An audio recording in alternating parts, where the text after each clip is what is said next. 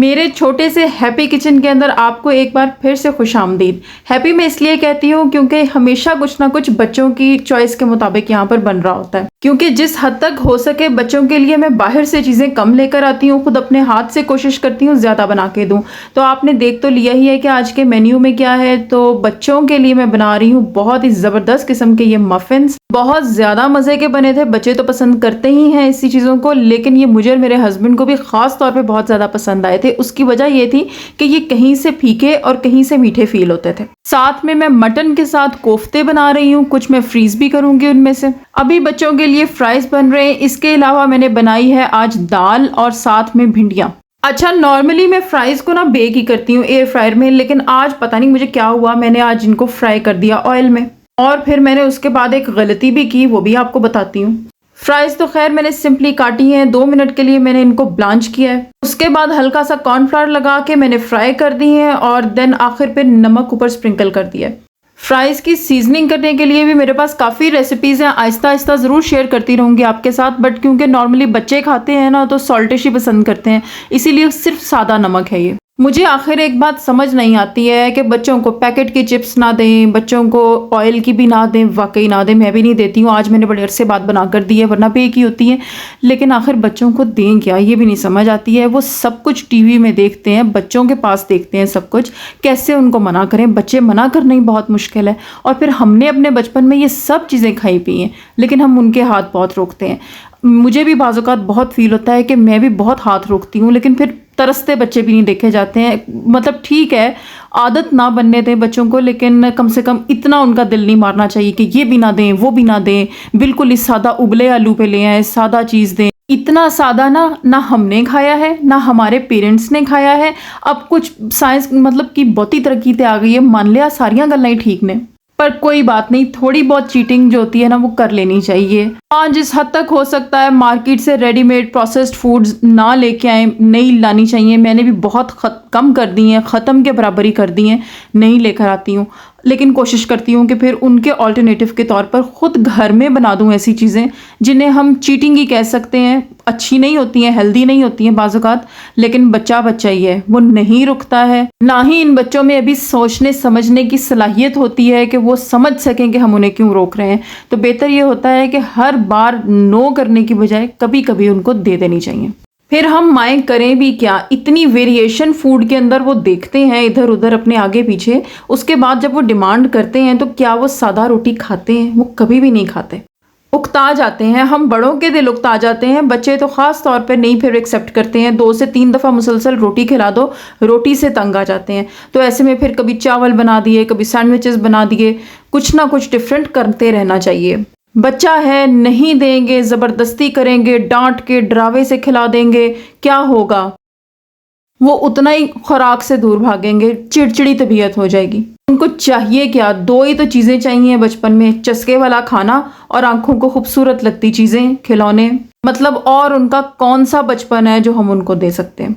यही वो 2 चीज़ें हैं मुझे जो लगता है कि जो भरपूर बच्चा बचपन में एंजॉय करता है ना, वो बड़ा होके कहता है कि हमने अपने बचपन को भरपूर एंजॉय किया था, हमने ये किया, हमने वो खाया, हमारे पास ये खिलौना था, हमारे अब्बा हमें वहाँ घुमाने ले गए, वहाँ घुमाने ले गए, हमारी अम्मा ने हमें जो चीज़ चाहा हमारे लिए किया, खाने बना के दिए।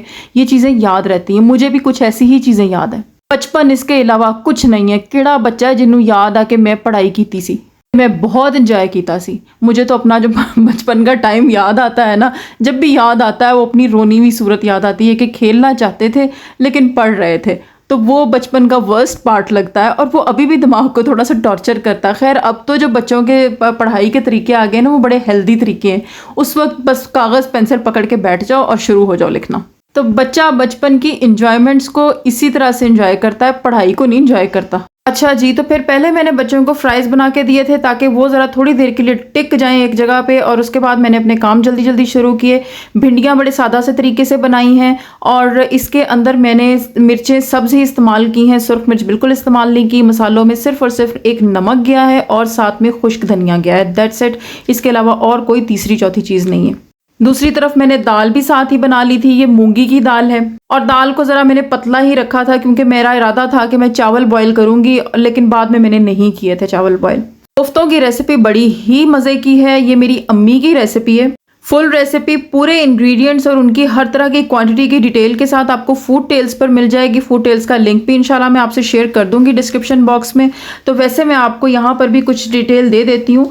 मैंने यहाँ पे मटन का कीमा लिया है और इसके अंदर जो मैंने सारे मसाले यूज़ किए हैं, सबसे पहले तो मैंने इनमें रोस्टेड चिकपी यानी भुने हुए चने, उनको मैंने तवे पर रोस्ट भी किया है। इसी तरह से खशखाश भी ली थी, वो भी तवे पर रोस्ट किया, और ज़ीरे को भी तवे पर अलग-अलग रोस्ट करके इनको मैंने पीस लिया है। इसके अलावा मैंने इसमें प्याज डाला है, सब्ज मिर्च है, एक अंडा यूज़ किया है, गार्लिक और जिंजर का पेस्ट है, बिल्कुल ही थोड़ा सा ब्रेड क्रम्ब है, और उसके अलावा नमक, सुर्ख मिर्च, खुश्क धनिया, हल्दी और गरम मसाला। ये सब चीज़ें मिक्स करके मैंने कोफ्ते बना लिए थे। कोफ्ते बनाने के लिए एक बड़ा आइडियल सा स्पून मेरे पास मौजूद है, जो मेरे घी के अंदर पड़ा हुआ होता है अक्सर। उसका बड़ा आइडियल साइज़ बनता है, वो बिल्कुल एक तरह के कोफ्ते बन जाते हैं। और कोफ्ते बनाते हुए ना मैं पानी यूज़ करती हूँ हाथों पर, कभी भी घी यूज़ नहीं किया। जो मैंने प्याज यूज़ करना है उसका मैंने पानी पहले निकाल लेना है। जो मैंने कीमा यूज़ किया है उसका भी मैंने अच्छे तरीके से पहले बोटियों का पानी खुश्क होने दिया था। जब वो खुश्क हो गई है फिर मैंने कीमा किया है, क्योंकि पानी एक सबसे बड़ा मसला होता है जो कि कोफ्तों को जुड़ने नहीं देता। उसके अलावा कोई मसला नहीं होता कि किसी तरह से भी कोफ्ते खुल जाएं। अलबत्ता ये ज़रूर होता है कि जब हम उसको अच्छे तरीके से बॉल्स नहीं बनाते और क्रैक फ्री नहीं करते, फिर वो ऑयल में खुल जाती हैं। मेरे से भी 2-3 ख़राब हुई हैं, लेकिन बहरहाल वो खुली नहीं है, बिखरी नहीं है, बस उनका क्रैक ज़रा थोड़ा सा नज़र आ रहा था कि ये क्रैक्ड है। अच्छा, आप यहाँ क्वेश्चन कर सकते हैं कि सब्ज़ मिर्चें भी मैंने साथ ही चॉप करके और उनका भी पानी निचोड़ दिया।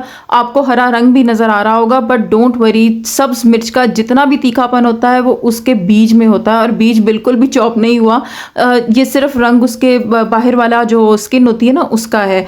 तो नो प्रॉब्लम, कोई उससे मिर्चों को फ़र्क नहीं पड़ता है। ज़रा सी मिर्चें थी, अलहदा कूटना भी मसला था, मैंने उन्हें प्याज के साथ ही कर दिया। मसाला कोफ्तों का बिल्कुल सादा है। जिस तरह से किसी भी आम सालन का मसाला हम बनाते हैं ना, उसी तरह से कोफ्तों का मसाला बनाना है। दही के साथ भुनाई लाजमी करनी है। कोफ्ते बनाएं तो ये कभी मिस ना करें कि दही के साथ भुनाई ना करें, दही लाजमी ऐड करना है। ये बहुत अच्छा टेस्ट देता है, डिफरेंट टेस्ट देता है। बाकी कोफ्तों के मसाले में कहीं पर भी मसाला साबित नज़र आए ना तो वो अच्छा नहीं लगता, इसीलिए हमेशा मैं उसको ब्लेंड कर लेती हूँ। बहुत अच्छे से ब्लेंड अच्छा लगता है। आधे कोफ्ते मैंने बना लेने और आधे मैं फ्रीज कर दूंगी, वो फिर किसी दिन इस्तेमाल हो जाएंगे।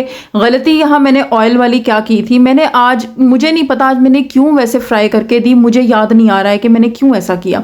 बहरहाल मैंने बच्चों को आज चिप्स फ्राई करके दी।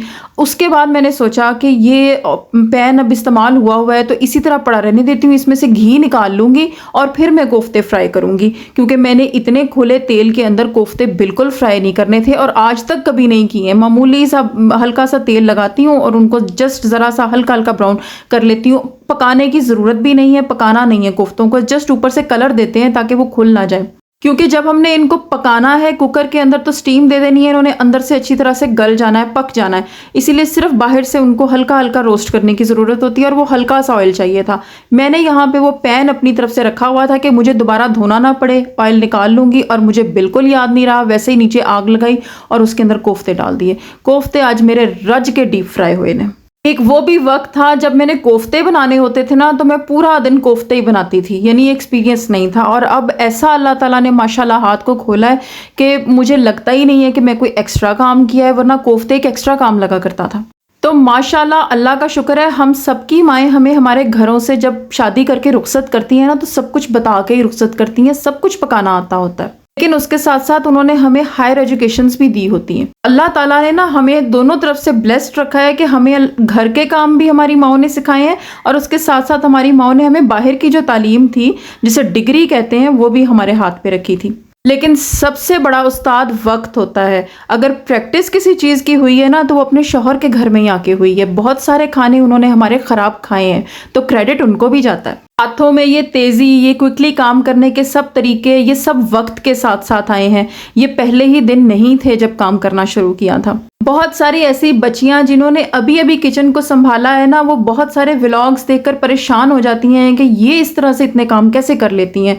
आप गौर कर लें, आपकी माएँ कर लेती हैं, तो बिल्कुल घबराने की ज़रूरत नहीं है। ये वक्त के साथ साथ सब चीज़ें खुद ही आ जाएंगी। अच्छा जी, ये जो मैंने मफ़िन्स बनाए हैं ना, ये दरअसल हैं cream cheese and strawberry jam topped muffins.